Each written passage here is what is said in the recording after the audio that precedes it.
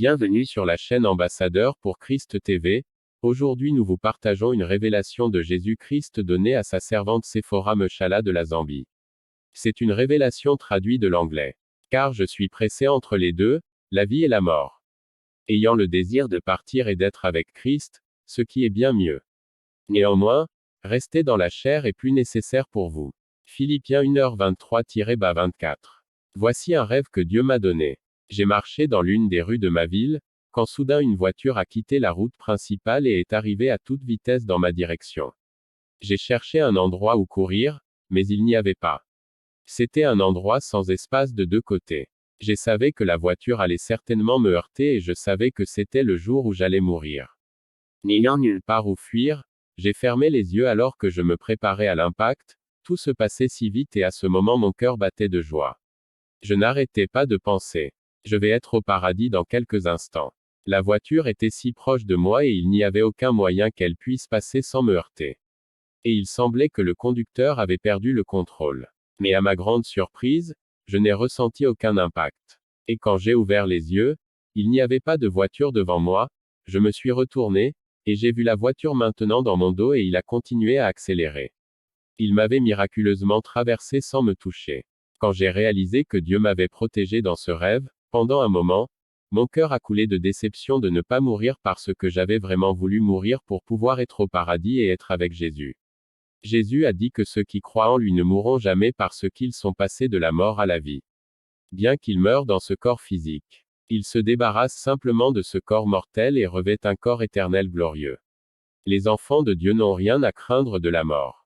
Ils peuvent attendre leur mort avec impatience car maintenant ils seront avec Jésus face à face et partageront toute sa gloire. Les injustes ont cependant toutes les raisons de craindre la mort, car leur vie après la terre fera ressembler la terre à un paradis.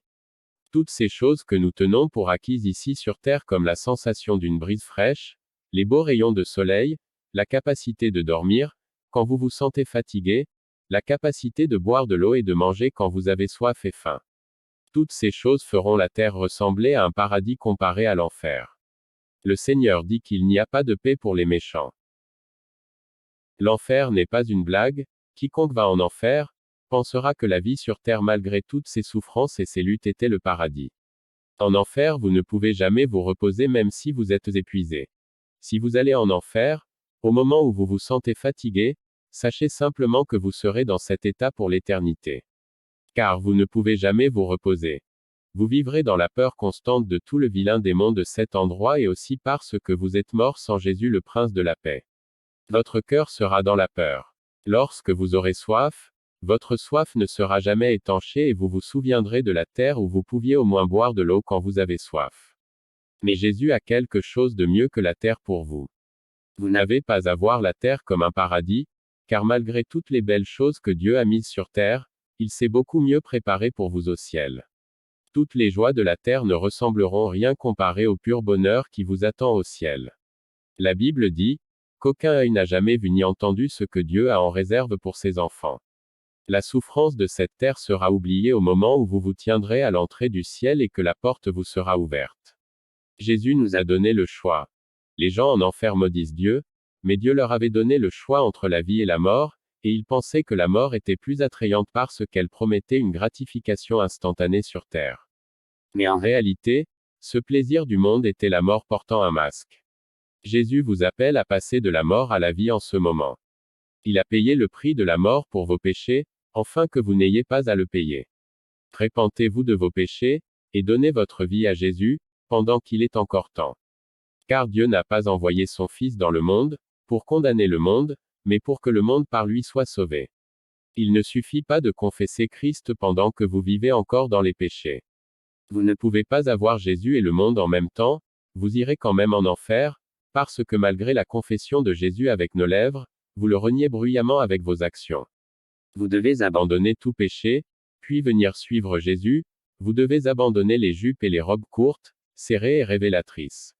Ces vêtements exposant le décolleté, les pantalons pour femmes, le perruque, les bijoux, les cheveux artificiels, les cheveux permanents, les cheveux étirés en soufflant, le maquillage, le jean déchiré, l'affaissement, la teinture de cheveux, les faux ongles, parce que vous êtes appelés à être séparés du monde. Une lumière dans le ténèbre, et une ville sur une colline qui ne peut être cachée. Tout cela sont des œuvres de la chair. Et si vous commencez à passer plus de temps avec Jésus, il vous dira que ces choses ne lui plaisent pas et qu'elles vous amèneront simplement en enfer. Enlevons tout poids qui nous ralentit afin que lorsque l'éternité vous appelle, nous avançons vers le but avec jubilation, sachant que nous avons vraiment accepté le Christ et notre vie en témoigne. Le sang de Jésus ne peut pas nous couvrir tant que nous nous accrochons au péché. La repentance est obligatoire. Répentez-vous de l'amertume, et pardonnez à tout le monde même si vous sentez que l'autre personne était en faute et pas vous. Veux-tu rater le paradis à cause de cette personne? Répentez-vous de l'idolâtrie, arrêtez d'adorer Marie et les saints. Arrêtez d'adorer le football, arrêtez d'adorer l'argent, arrêtez l'idolâtrie de la nourriture, l'idolâtrie des célébrités et la dépendance à l'Internet et même idolâtrer les pasteurs, parce que le Seigneur veut être votre seul Dieu. Répentez-vous de commérage, de calomnie, et de mensonges. Répentez-vous de convoiter les hommes ou les femmes car c'est la même chose que l'adultère ou la fornication. Répentez-vous d'avoir convoité les photos des hommes et des femmes sur les réseaux sociaux. Répentez-vous d'avoir flirté avec des gens qui ne sont pas votre mari ou votre femme au nom de la plaisanterie car cela déplaît à Dieu et équivaut au péché d'adultère et de fornication.